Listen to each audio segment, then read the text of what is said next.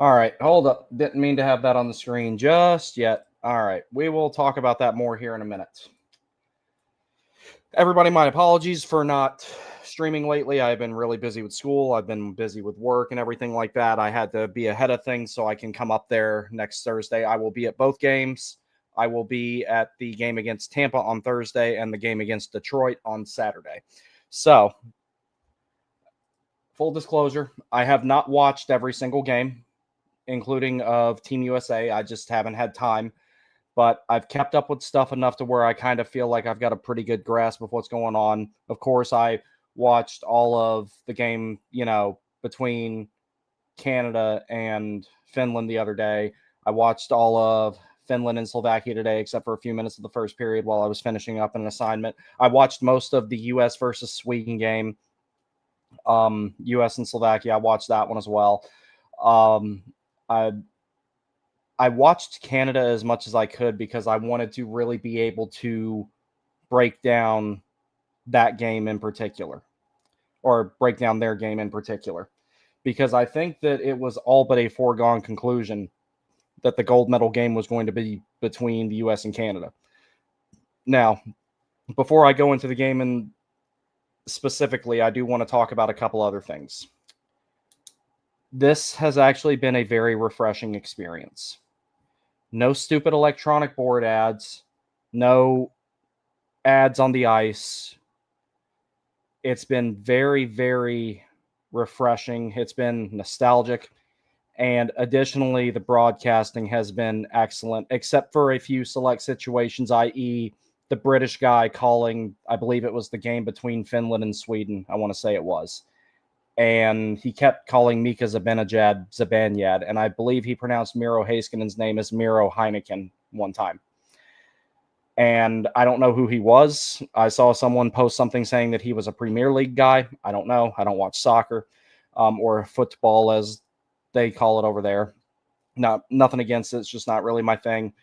I have a feeling that guy just kind of like got thrust into that situation. And if that's the case, which is what I imagine it is, he did a pretty damn good job to be able to even remotely do anything well in a situation like that. Whoever he was, I could tell he was not familiar with hockey, really. So, all that aside, hearing the old NHL on NBC theme was really cool. And we get to hear it one more time tomorrow for a couple of times at least. I think that this is something that, and I know that they won't. But I think that this is something where the NHL really should take notes. This has been a much more satisfying experience for me personally as a fan. I don't know how many of you feel the same way. Please let me know in the comments. This has been a much more satisfying experience to me as a fan compared to what we have had on ESPN and to a slightly lesser extent TNT since the new broadcasting agreement was done. It has been very refreshing not having the board ads. Does it suck that the IOC is being kind of Third Reichish about the clips? Yeah. But I imagine that once the games are over, that won't be as much of an issue. I don't think they'll be clamping down on it once the closing ceremonies are done. That's what I imagine, if I had to guess. But the NHL, if they were smart, because they've made some good moves recently, i.e., having the Four Nations face off last year instead of the All-Star game, which is a dying product.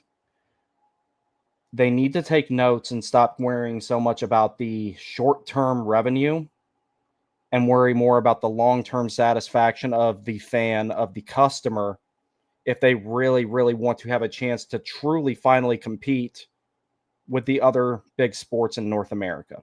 If the NHL ever wants a shot to compete with Major League Baseball, the NFL, and the NBA, even though that gap looks like it's closing a little bit now, then one of the things that they absolutely can do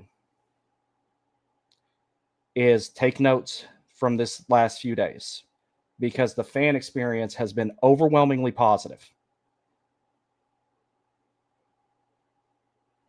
It has been nice not dealing with a lot of the stuff that has been going on.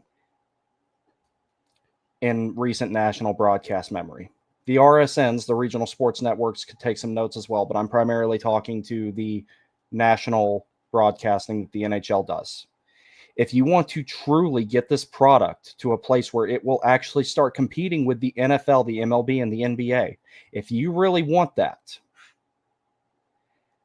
the best way you can do it is to model what you do going forward after the way the broadcast has been done in regards to the Milan Olympics.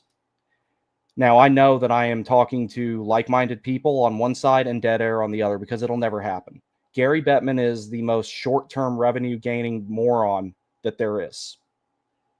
And there's plenty of other stuff that we've all heard about him, but I don't want to get sued, so I'm not going to say it out loud, even though we all know it's true. If you know, you know. But him and Bill Daly are not patient enough or smart enough to take what they have seen the last few weeks and implement it on a large, long-term scale. And that sucks because it would be good for the sport if they could hold their breath for 2 seconds, rub both of their brain cells together, or all four of them that they might have between the two of them, and do this. Do what has been done the last 2 weeks. And the NHL will overtake at least two of the other major sports in North America, and it'll close the gap with the NFL about as close as it will ever get. And I can tell you from someone who likes a bunch of different sports, particularly baseball, there is a way that can be done. But if you ditch ESPN and their one-sided homer broadcasting, their awful audio, their random cutouts, their blatant bias towards other sports because they only got the NHL broadcasting rights to turn them into controlled opposition to the other things that they hold rights for. If you really want to focus on your product, NBC did a better job with a monopoly than ESPN and TNT have done. Now, granted, I did have my times where I got annoyed with NBC. I couldn't stand Mike Milbury. He drove me insane. Pierre Maguire, he's great at the draft. I don't want to hear him talk much of anywhere else, to be perfectly honest. But everything has its faults. Whatever they do going forward, if they really truly want to, and this isn't just about them expecting them to have a compassionate approach towards the fans. I'm not expecting that. It's a business. It's a business run by people who are relatively corrupt at that have a monopoly on all the top talent on a sport that is bigger worldwide than the other major three ones here in North America are. But if you really want to generate long-term revenue, if you want to get people interested, hook them, and keep them, and I'm not talking about the book talk bubble, because when that bursts, I hope the San Jose Sharks are ready to relocate. If you really want to hook fans and keep them for life, if you want someone who's 4 or 5 years old to see a game on TV and then want to go to their local rink and go to the USA Hockey Try Hockey for Free program or anything like that, if you really want those things, which would line your pockets more than anything, if you want those things, you will take what has been going on the last 2 weeks, you will build a formula around it, and you will run with it and not look back. That is all I have to say about that. So, next thing, we're going to take a look at the bracket here. So, qualifying round, Czechia, Denmark. That was a pretty good game. I got to see a decent amount of that. Switzerland, Italy, Germany, and France. To no one's surprise, France lost to Germany again. They tend to do that a lot. They've been doing that a lot since about 1940. And Sweden beats Latvia 5-1. Then you go on to the quarterfinal here. You have Canada beating Czechia 4-3. That other game should be Finland and Switzerland 3-2. Slovakia and Germany 6-2. USA 2-1 over Sweden in the quarterfinal. Very exciting game. Quinn Hughes, great overtime goal. And then you go into the semifinal. And this is where I really, really started taking a very, very strong look at Canada to see what they were probably going to look like when they play against whoever eventually won the semifinal game, which of course was Team USA. This is a winnable game for Team USA, but it's going to be the most difficult game that these guys have ever played in their life. And I'm talking about everybody on that roster. Matthew Tkachuk just played in 3 Stanley Cup finals in a row. It's going to be nothing compared to what he deals with tomorrow. Jacob Slavin has been in the playoffs for the last 7. It will soon be 8 seasons of his career. And he was an absolute standout during the Four Nations face-off, and people finally took note of him for a little while, and they forgot about him. Tomorrow, they're going to be talking about him again, especially if the U.S. manages to win, because he's going to be a busy man, him and Faber. We're going to talk about them a lot.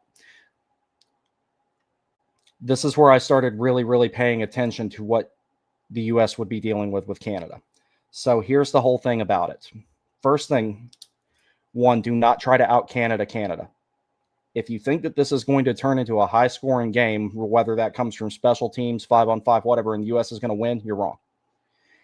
There is almost 0% chance that the U.S. wins a game where Canada scores more than 3 times. Almost none. I would be very, very surprised if Canada scores 3 and doesn't win. Inversely, a low-scoring game probably favors Team USA. We're going to talk about that a little bit more here in a minute. Number 2, Canada's power play is absolutely disgusting. Their first unit is amazing.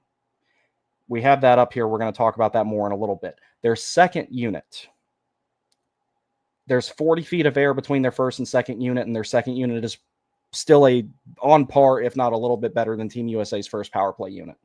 Now, considering the stakes tomorrow, considering you only have to win one game, I'm not expecting, unless there's back-to-back penalties or other circumstances like their main power play guys just getting off the ice after a long shift 5-on-5, I am not expecting to see the second power play unit from either team tomorrow.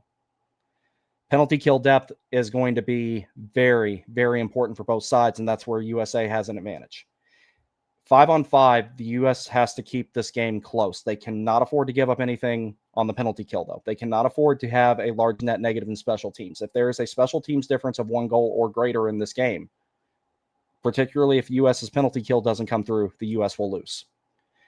If Canada's power play gets shut down, the U.S. might still lose, but that's going to close that gap significantly, and it's going to make it a lot more likely that the U.S. is going to win this game. Of course, U.S., like I said, they stomped Slovakia 6-2. Noted fraud Juraj Slafkovsky did not get a medal today because Sebastian Aho thankfully prevented that. If you haven't heard, I don't like Slafkovsky. All right. So we're going to look at something else here. All right. So overall here, this is the overall goal total for the top 3 teams in the tournament. In 5 games played, they both have 5 games played, being the U.S. and Canada. They both have 20, or the Canada has 27 goals for, U.S. has 24 goals for. They've not been scored against very much. Now, the biggest thing that we want to look at here with this is the percentages of how often that they're scoring and how often they're shooting. Volume-wise, these teams are dead even in shots. Now, if in theory, if this went on a little bit longer, let's say the Olympics was another week's worth of games, this probably wouldn't be this close, but this is the sample size that we've got. Both teams have 201 shots on goal. Canada's got a 13.43 shooting percentage to the U.S.'s 11.94. Now, Canada's numbers, both these teams, to be honest, both these teams' numbers are a little bit inflated. That being said, Canada also really pumped their numbers, beating France 10-2. Name a combination better than the French and losing, I dare you. So those numbers are a little bit inflated. They want to talk about how easy of a path that Canada had, or that the U.S. had to the gold medal game. Canada had one that was not much, if at all, more difficult. So that's one of the things that I'm talking about. You cannot out Canada. You cannot out volume shoot them and outscore them. You cannot expect to have an even amount of chances with them, especially high danger ones. And I wish that Natural Stat Trick and stuff like that was tracking this stuff, but they're not. You cannot have an even-toed offensive game with Canada and win. So that's one thing to remember right there. Now back to talking about the power play percentages here. In any level of hockey, this is ridiculous, where professional players are involved. 7 goals on 16 attempts for a 43.75 power play percentage. That's ridiculous. U.S. damn good too at 28.57, but 43.75 just speaks to the overall lethality of Canada on the power play. And like I said, there's 40 feet of air between their first and second unit, and their second unit is still on par with the U.S.'s first unit. So that's the biggest thing to keep in mind with that. Stay out of the box. Whatever you do, stay out of the box. If you go to the box, Canada will make you pay. Finland found that out day before yesterday. Or I guess it would still be yesterday. So, as questionable as the situation at the end with MacKinnon was, even though 10 times out of 10 that does get called a penalty, I think you could have made a reasonable case that there should have been embellishment there as well, especially considering he lifted the stick of Mikkola into his own face. He knew what he was doing.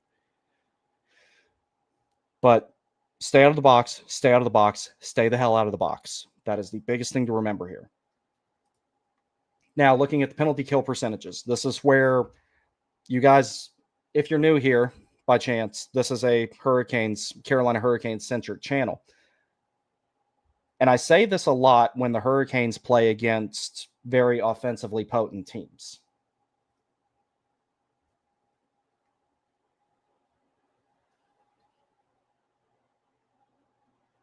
Unstoppable force, immovable object. You have a 100% penalty kill percentage for Team USA.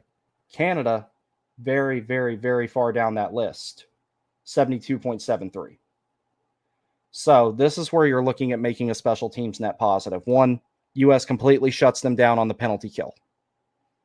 Canada doesn't score on the power play at all. Team USA goes 1 for 4, maybe. That gives them enough to potentially win this game if they keep it even 5-on-5. That's how close I'm expecting this to be tomorrow in regards to that. Now, this is not everybody, of course. Again, keep in mind, the game with France inflated a lot of these numbers. But I want you to notice something here. Quinn Hughes has 7 points. Matthew Tkachuk has 6. All of those are assists. Four players with 3 goals. Then you look over at Team Canada. Connor McDavid with 13 points, 11 of them being assists. Macklin Celebrini has 5 goals. Now, this chart right here, even though it doesn't show you a whole lot of data, is indicative of one big difference between the U.S. and Canada. As loaded as both of these teams are, Canada's still a little bit top heavy. When you're talking actual depth all the way through the lineup, and I'm talking with the forwards and the defensemen both, when you're looking at that, when it comes to getting more offense out of players that you wouldn't expect a ton from, scoring distribution, goals by committee, whatever term you want to use, that's where the U.S. has a little bit of an edge. Not a big one, but they do have enough to maybe make this game work. Like I said, Jacob Slavin and Brock Faber are going to be very, very busy in the morning. If that pair manages not to allow a goal, that would be great because that means that they probably shut down McDavid most of the time. That's who they're going to be matched up with as much as humanly possible. So looking at the points leaders here, again, Quinn Hughes, 1 goal. That was the overtime goal, 6 assists. Austin Matthews has 6 points to be 3-3. Jack Hughes also has 6 points, 3 goals, 3 assists. Jack Eichel, 2 goals, 4 assists. And Matthew Tkachuk has 6 assists. Then you go over and you look at the distribution of points over here on the other side between their top scorers. Connor McDavid, 2 goals, 11 assists. Macklin Celebrini, 5 goals, 5 assists. And Nathan MacKinnon, 4 goals, 3 assists. Sidney Crosby, 2 goals, 4 assists. Mitch Marner, 1 goal, 4 assists. So, of course, one thing we have to keep in mind, Marner's goal was, of course, the overtime goal that sent Canada to the gold medal game. This is, again, another example of what I'm saying, that when it comes to the distribution of offense, again, scoring by committee, U.S. has a little bit of an advantage. Now, just to stop to talk about this for a minute, this is Jacob Slavin's box score from this so far. 5 goals, 1 assist, plus 3. But he's only been having a 1546 ATOI. That is going to change tomorrow, especially if the U.S. manages to get the lead. If the U.S. manages to get the lead, especially if they can manage to get a multi-goal lead, which I'm not expecting tomorrow, I will be very surprised that if there's multi-goal leads of any kind or anything greater than a 1-goal lead for a few minutes, especially in the first 40 minutes. And a quick shout out to Sebastian Aho. Congratulations to him on his bronze medal. He finished the tournament, 6 games played, 4 goals, 2 assists for a total of 6 points. So happy for him. Very happy for him. Now I'm going to upload some more stuff here because I wanted to put these in slides, but the Google Slides thing has been acting up a lot. So let me bring up, where is it? All right, we're going to talk goalies for a second. Connor Hellebuyck is currently leading the goalies of Team USA in the tournament as far as save percentage goes and everything like that. 94.74. A lot of that is due to how good Team USA's defense is. I would actually say you could contribute more of it to Team USA's defense. But at the same time, only allowing 5 goals on 95 shots, that's pretty solid. He will not come out of tomorrow with a save percentage like that. If he does, USA probably wins. I don't see it happening, though. Jordan Binnington, who I expect to start for Canada tomorrow, has 91.36. So both these guys, they're still doing good. Now, like I said here, Jordan Binnington's goals against average 1.74 versus Connor Hellebuyck at 1.23. So, again, low-scoring game favors USA. That's another thing that's a little bit indicative of it. Also, Frederik Andersen, in what will probably be his final Olympic appearance, registered a 91.3 save percentage. And international hockey does things kind of differently, and a 2.75 goals against average for Denmark. Additionally, Nikolai Ehlers competed for Denmark, so all that's really good there and fun. Now that we've talked about the goaltending a little bit,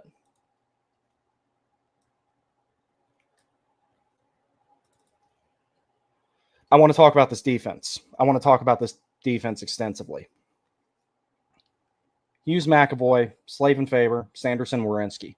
When you look at these pair, and Noah Hanifin being the 7th guy, because as you know, 13th forward, 13th forward and 7th defenseman are permitted to be on the bench and dressed at the Olympics. It's different than the NHL where you're capped out at 18 skaters. So McAvoy and Hughes, that pair right there, you have the offensive puck moving guy who I'm expecting to do a lot of risky stuff tomorrow because he's going to have to, in Quinn Hughes. And then you have Charlie McAvoy, who's more of the safety valve shutdown guy, very physical player. When you go to the second pair, Slavin, Faber, if you're going to get offense, you're more likely to get it out of Faber. But that pair exists primarily to shut down Canada's best forwards or whoever they're out there up against at the time. Like I said, Slavin's only clocked about 15 minutes on average throughout the game so far. That's going to go up tomorrow. I'm expecting him to be closer to his normal 20, especially if Team USA gets the lead early. Third pair, you have a very similar dynamic. Jake Sanderson, Zach Werenski, both of them being left-handed guys. That third pair is going to see plenty of action, especially with how well I think that Werenski has played, and they should. Same dynamic there. Sanderson's more of your safety valve, shutdown guy. Werenski, puck mover, provides you offense. But if you ask me, Werenski is really good at providing the defensive side of things as well. I would rank him third amongst all the I'll say fourth. I'd rank him fourth amongst pure defensive ability on everyone on this depth chart. Slavin being first, McAvoy being second, Jake Sanderson's third, but he's only going to get better. He's young. He's a good player. I think he's going to get a lot better. But the defensive foundation of Sanderson's game is really good. Offense, when you're looking at this, by far, Hughes, 40 feet of air when you're talking about the ability to produce from blue line between him and everybody else. But Werenski, even though I believe he's a distant second, is still really good. I won't even say 40 feet of air, but it's not super close. But Werenski is someone who definitely does provide a lot of offense from the blue line under normal circumstances. Hanifin is basically all offense from the blue line. There's not much defensive capability there. There never has been. When he played in Carolina, I hated him. That was one of the reasons as to why. So you have that dynamic with Hughes and McAvoy having a shutdown guy, a safety valve guy, and someone to move the puck, create the offense, create the possession. Same thing with Werenski and Sanderson. Slavin and Faber, that's a shutdown pair. That's primarily what it's for. I'm not expecting them to make too many risky pinches. I'm expecting them to match up with the McDavid line as much as humanly possible, even though Canada will have last change. That's the biggest things that you got to look for with that pair. They're going to be out there a lot tomorrow because trying to get them matched up when you don't have last change means that they're going to be out there a lot more just for the sake of having them out there because you know what you're going to get with them. Let's see here. Now, next thing I wanted to bring up.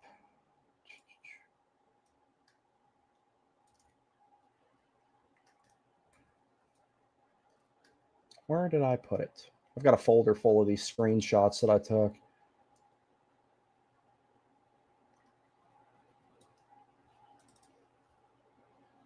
Okay, I got to get some stuff off the screen here. Stand by, guys.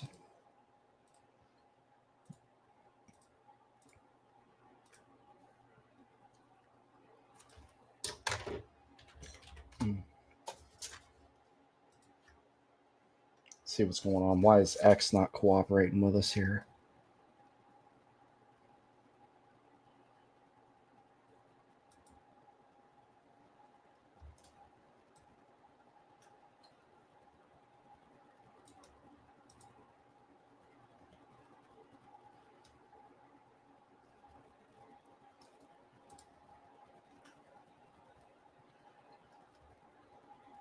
Okay.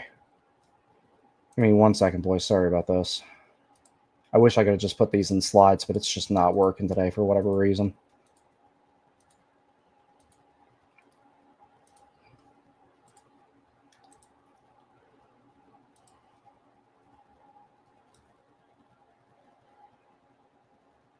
All right, here we go. All right, Canada's defense.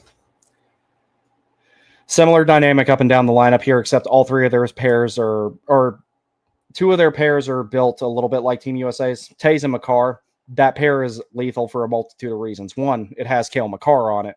We all know what he can do. He's widely regarded as the best two-way defenseman in the world. I think Miro Heiskanen's a close second, but that's a conversation for another day.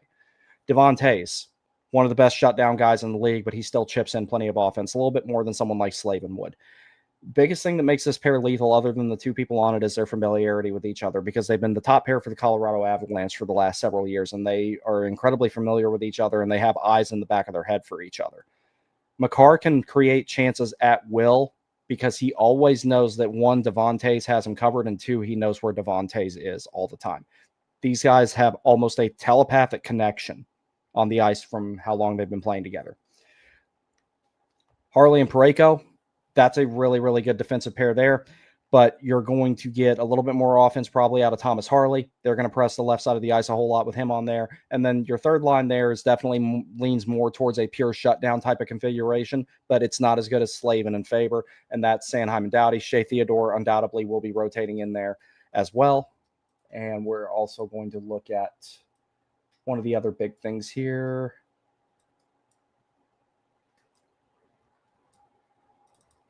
Canada special teams. This doesn't need any introduction, this power play. McKinnon, McDavid, Reinhart, Celebrini, Makar. I don't think I need to explain the lethality of that, and I don't think that science has found a way to explain the lethality of it just yet. Even then, you go and you look at their second unit, Suzuki, Horvat, Marner, Stone, and Theodore. They're both good. Power play one alone is enough to win this game for them. Their penalty kill is still pretty solid. Hagel, Horvat, Tays, Makar. Again, Tays Makar pair is going to be utilized a lot because of their familiarity with each other, in addition to how good they are. Penalty kill 2, Marner, Stone, Harley, Parayko. Stone's one of the best defensive forwards in the league. It's hard to believe considering he's not that great of a skater, but his awareness, his defensive positioning, his ability to use his stick, all that type of stuff is really good. There's a reason he's won a Selke. Marner, also one of the best defensive forwards in the league. A friend of mine described him one time as a really, really good version of Teuvo Teravainen, and I think that that's an accurate description of it. Harley, Parayko, again, good pair. A lot of speed there, particularly with Thomas Harley, to be able to move the puck up and out during situations like that. And we are also going to look at U.S.'s special teams. Here we go.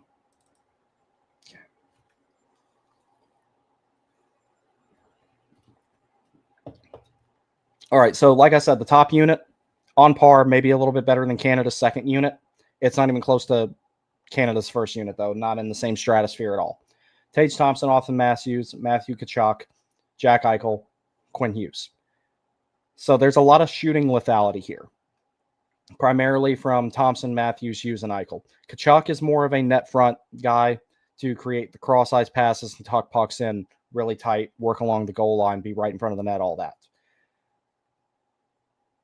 Hughes, what makes him lethal on the power play is his ability to use his edges on the blue line and create time and space, and then he's got the vision to go with it. He can make that split-second decision while he's walking the blue line. Does he want to shoot the puck? Does he want to distribute it? And you have no idea what he's going to do until he does it. He is one of the best power play quarterbacks alive because of his ability to do that. 1, 2, 3 quick steps. Bam, he makes a decision. Puck's on somebody else's tape or it's in the back of the net. Second unit, you have Brady Tkachuk, Jake Gensel, Matt Boldy, Clayton Keller, and Zach Werenski. Very similar dynamic. So as far as depth on the power play, you could maybe give US a little bit of advantage, maybe a little bit of one. But overall, power play one in Canada is just way better. So this is one of those things, like I said, if this power play could go, say, 1 for 4 tomorrow, and the penalty kill does its job and nullifies the net positive that Canada would get out of special teams primarily because of their top unit, US has a pretty good chance to win this game. Penalty kill 1, Trocheck, Miller, Slavin, McAvoy. That works. Slavin and McAvoy, excellent, for penalty killing and everything like that. That's definitely the two top guys that you want out there other than maybe Slavin and Faber. But considering the matchups that they're going to have tomorrow, makes sense to kind of front load the defensive pair of that first penalty kill unit. And then for the second penalty kill unit, you have Larkin, Nelson, Sanderson, Faber. So within the penalty kill, they have their 4 best defensive defensemen all utilized there. So that should work out really well. Now, out of everybody on this list who could potentially get you a shorthanded goal, that guy's on the second unit, who I think is the most likely to do it anyway, and that's Dylan Larkin. He's a speed demon. He knows how to get up ice quickly. He knows how to read plays and break them up, especially up top close to the blue line. Take 2 steps and he's gone. So if we see a shorthanded goal tomorrow, I'm expecting Dylan Larkin to be the guy to score it on behalf of Team USA. And then let's see what else we got here. I think that was about it, other than I wanted to look at the forwards. So Jarvis is still listed here as the 13th forward, and then it's been said that there's about a 70% chance that Crosby plays tomorrow. I think you might as well go ahead and say it's 100. Crosby's going to play regardless because I don't see any reason why Crosby wouldn't be dressed. I don't know if that means Jarvis comes out of the lineup. I would imagine it does. We will see. This forward group is absolutely scary, and there's absolutely no way other than maybe you could say scoring by committee and depth scoring that Team USA's forward lineup is better. This is absolutely disgusting from top to bottom. That third line in particular, on a very, very mostly skill and finesse team, that third line adds that extra bit of grit, toughness, and aggravation. What you want a third line to be on any team. Marchand, Bennett, and Wilton. I'm expecting that line to probably have a few more minutes than it has in the past few games, just because they want to be able to try and with last change, they want to be able to wear out Team USA's best forwards. That's one of the best ways you can do it. I can definitely see those guys having heavy utilization early on in the game to try and set the tone, and then having heavy utilization later in the game to try and protect the lead. So we'll see how their lines ultimately come out tomorrow. But that's about all I have. Sorry that stream was not better. If I could have had stuff on slides where I wanted to do the side-by-side comparison, it would have been a little bit better. But for some odd reason, they just wouldn't upload, so I just had to use the screenshots of everything I had and put them up here. So, all the statistical analysis and stuff aside, I'm expecting tomorrow to be one of the best hockey games that I'm ever going to see, that we're ever going to see. It has been 16 years in the making to have this rematch since the 2010 Vancouver Olympics. And I remember exactly where I was when all that went down. So we had cable in the barracks where I was at in Pensacola. Well, the cable there went out about 15 minutes before the game was supposed to start. Or no, it was a little bit more than that. It was more like 45. And I panicked. I was like, oh, shit, that's not good. We go downstairs to the lobby area, and the TV there was already taken and people were watching curling. I tried to negotiate my way to getting this TV, and these people said no. And I was like, you know what? I don't have time for this. So me, a couple of friends of mine who were not remotely interested in hockey like I was, we jump in my Nissan Xterra that I had at the time, and we drive to the Buffalo Wild Wings in Pensacola, and we're watching the game there. I got there, I want to say that they were about 10 minutes into the first period. And we were all sitting there watching, and there was a table full of Canadian fans there, and they were all women. And my buddies were just kind of passively cheering for Canada, and I was getting kind of pissed off about it, but I didn't say anything about it because they thought the girls over there were cute, and they were. But I was like, yeah, I'm putting my country first. I don't care about them. I remember when US tied it, I texted my dad and said, yo, this place just, it blew up. Like everyone was just crazy happy about it and everything. And then, of course, the golden goal happened in overtime. And that sucked.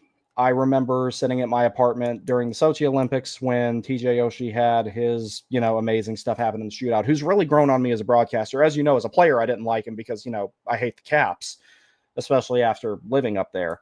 But he's really grown on me as a broadcaster. So there was that. And then, of course, the NHL players haven't been back there since. They were supposed to go to Beijing, and then the virus that totally didn't come from a lab in a city in the same country that Beijing is in kind of messed everything up for a while. I am not expecting more than a 1-goal difference, and I do not think that this game ends in regulation. Team USA's best chance to win is to win it in regulation. If it goes to 3-on-3, I don't like their chances against Canada 3-on-3. Because at that point, it goes from just regular best on best to the very best of each team playing each other. It could go that way. I don't think it will. What I am absolutely expecting is if the U.S. is going to win, they have to do it in regulation. If it goes to 3-on-3, they're not going to win. If you take it to a shootout, they're not going to win. Either way, though, all the memeing and fake Jarvis hatred that I've been doing and all that aside, I'm fully expecting tomorrow morning to be one of the best hockey games that we have ever watched. I'm expecting it to be even better than the 2 times the U.S. and Canada played in the Four Nations face-off last year.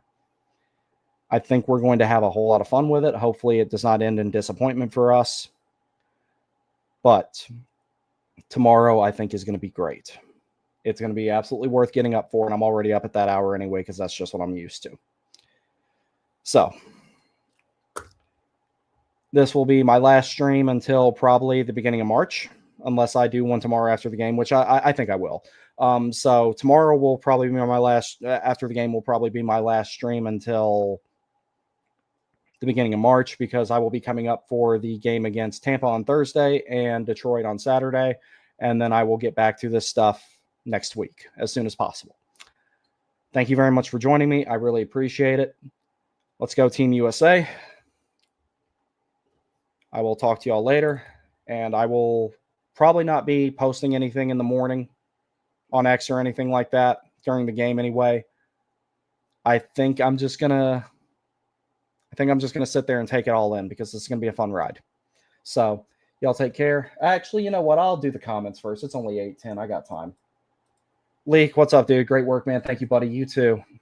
Bobby, what's up, bud? USA, Evan Smith, let's go USA, TTC USA, preach it, brother, in reference to the NBC thing, yeah. J-Dub, what's up, buddy? I'm excited. I'm excited too, pal. McKinnon acted like he got shot. Yeah, he acted like he got hit in the face with double odd buck or something. He's just like, he looked like Neo in the Matrix when he's dodging the fucking bullets. I was like, okay. America's defense is key to both sides. Yeah, I think U.S. has an advantage there. I really do. It's not a gigantic one because in a game like this, nobody has a gigantic advantage anywhere. If you ask me, the only gigantic advantage is Canada on the power play. But if that's another thing I'm hoping for tomorrow. I just want the game to be officiated well. I really hope it's officiated well. J-Dub says we get one of each medal. Yeah, Jarvis will enjoy his silver medal. He will cherish it for life. Celebrini's been insane. Yeah, he is. Live during the game. No, I will not be doing that. All right, everybody, that's going to be it for me. All right, I will see you guys tomorrow. USA.